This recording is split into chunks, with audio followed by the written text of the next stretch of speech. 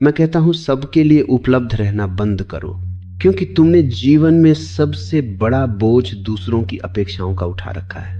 और सबसे बड़ी गुलामी वही है जहां तुम दूसरों के समय के लिए जीने लगते हो।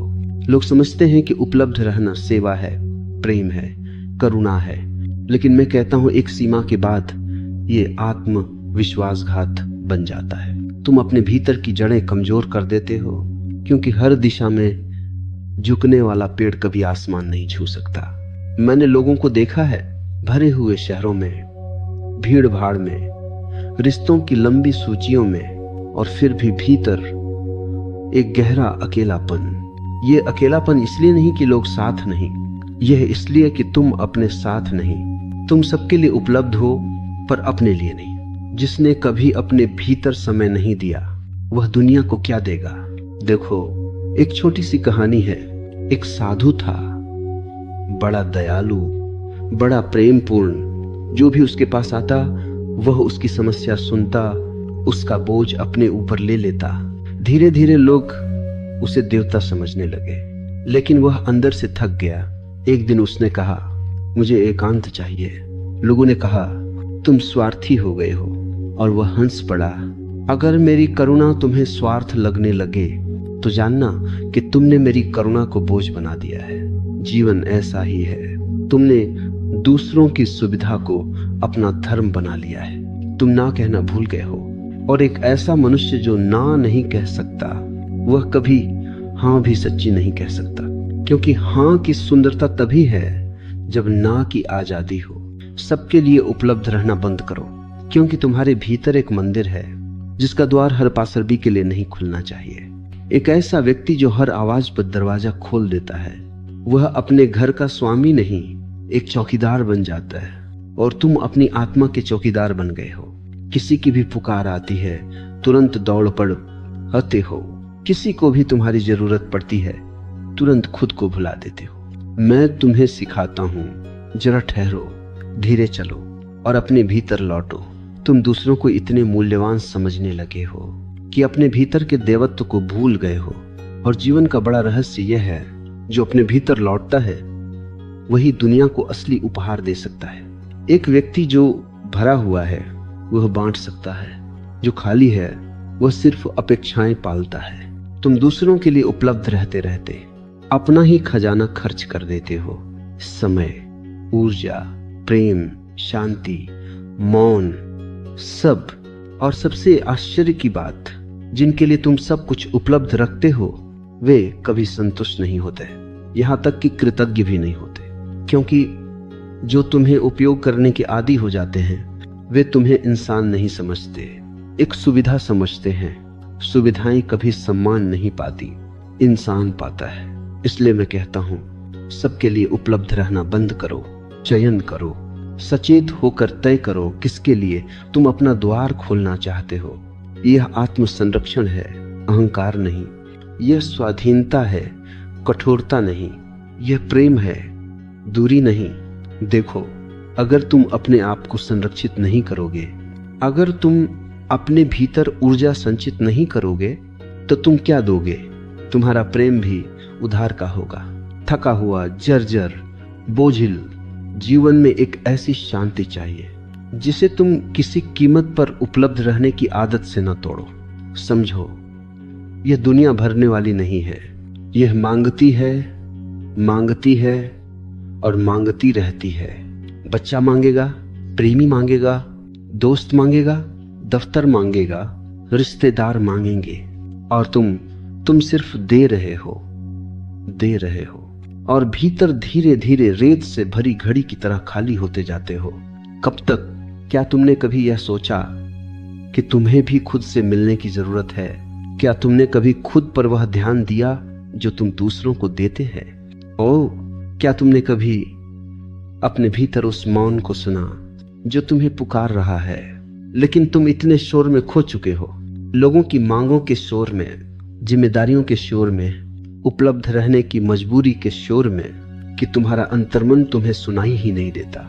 और यही तुमने जीवन की सबसे बड़ी चूक कर दी। मनुष्य का पहला दायित्व स्वयं के प्रति है, बाकी सब बाद में आता है। जब तक तुम अपने लिए उपलब्ध नहीं हो तब तक दूसरों के लिए उपलब्ध होना एक पाखंड है। मैं तुम्हें एक दृष्टांत देता हूं। जब विमान में यात्रा करते हो तो एयर होस्टेस क्या कहती है, अगर ऑक्सीजन मास्क नीचे आए तो पहले खुद को लगाना, फिर अपने बच्चे को। क्यों? क्योंकि अगर तुम होश खो दोगे तो बच्चे की भी रक्षा नहीं कर पाओगे। जीवन भी ऐसा ही है। अगर तुम अपने भीतर की ऑक्सीजन, शांति, ध्यान, प्रेम, मौन सब खो दोगे तो तुम किसी का भला नहीं कर सकोगे। उपलब्ध रहना तुम्हारी मजबूरी नहीं होना चाहिए, यह तुम्हारी स्वेच्छा होनी चाहिए।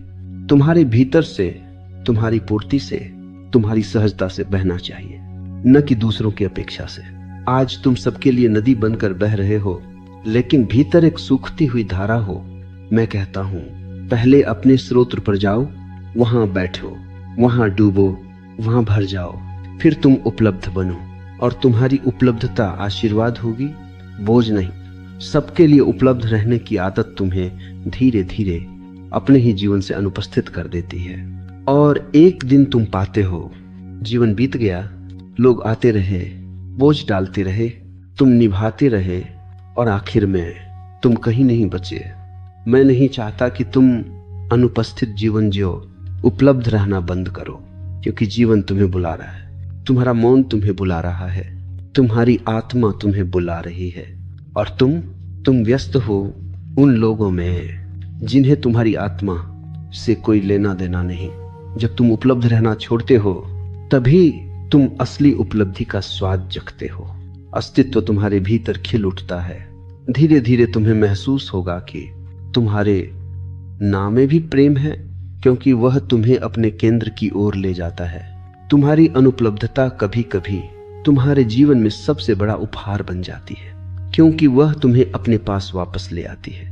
और देखो, जब तुम सबके लिए उपलब्ध रहना बंद करते हो, तभी तुम पहली बार समझते हो कि तुम हमेशा से कितना अनावश्यक बोझ ढो रहे थे। कितने लोग ऐसे थे जिनका कोई काम तुमसे नहीं था, सिवाय इसके कि तुम उनकी सुविधा थे। और तुम यह समझते भी नहीं थे, क्योंकि बचपन से तुम्हें यही सिखाया गया है कि अच्छा इंसान वह है जो सबके लिए हर समय तैयार रहता है। लेकिन मैंने कभी किसी सचमुच जागे हुए व्यक्ति को सबके लिए उपलब्ध नहीं पाया, क्योंकि उपलब्धता एक वस्तु नहीं है, ये ऊर्जा है। और ऊर्जा को बचाना पड़ता है, संजोना पड़ता है, जड़ में उतारना पड़ता है। जो व्यक्ति अपनी ऊर्जा बचा नहीं पाता, वह अपना जीवन भी बचा नहीं पाता। मैंने एक बार एक युवक से पूछा, तुम इतने थके हुए क्यों लगते हो? वह बोला, मैं किसी को मना नहीं कर पाता। मैं हंसा, तो तुम थकते क्यों नहीं? तुम्हें तो टूट जाना चाहिए, क्योंकि जो न कहने से डरता है वह जीवन भर टूटता रहता है। और उसका टूटना धीरे धीरे इतना सहज हो जाता है कि वह समझ भी नहीं पाता कि यह टूटना है। उसे लगता है यह उसका कर्तव्य है। कर्तव्य में प्रेम नहीं होता, कर्तव्य में स्वतंत्रता नहीं होती, कर्तव्य में जीवन नहीं होता, सिर्फ मजबूरी होती है। और मजबूरी से किया गया हर काम तुम्हारी आत्मा को निचोड़ देता है। मैं तो कहता हूं, अगर तुम्हारे पास ना कहने का साहस नहीं तो तुम्हारी हां भी झूठी है।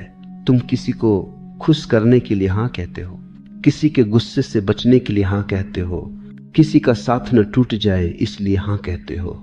यह प्रेम नहीं, यह भय है। और भय से जन्मा प्रेम मृत्यु की ओर ले जाता है, जीवन की ओर नहीं। देखो, एक छोटी सी कथा है। एक व्यक्ति नदी किनारे ध्यान कर रहा था। लोग आते, उसे अपनी समस्याएं बताकर चले जाते, वह उन्हें सुनता रहता। एक दिन नदी ने उससे कहा, तू इतना शोर क्यों एकत्र कर रहा है? तू भीतर उतरना चाहता है या दुनिया भर का बोझ बनना चाहता है?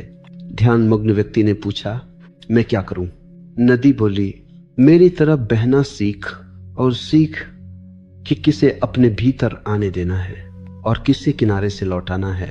नदी सबके लिए उपलब्ध नहीं होती।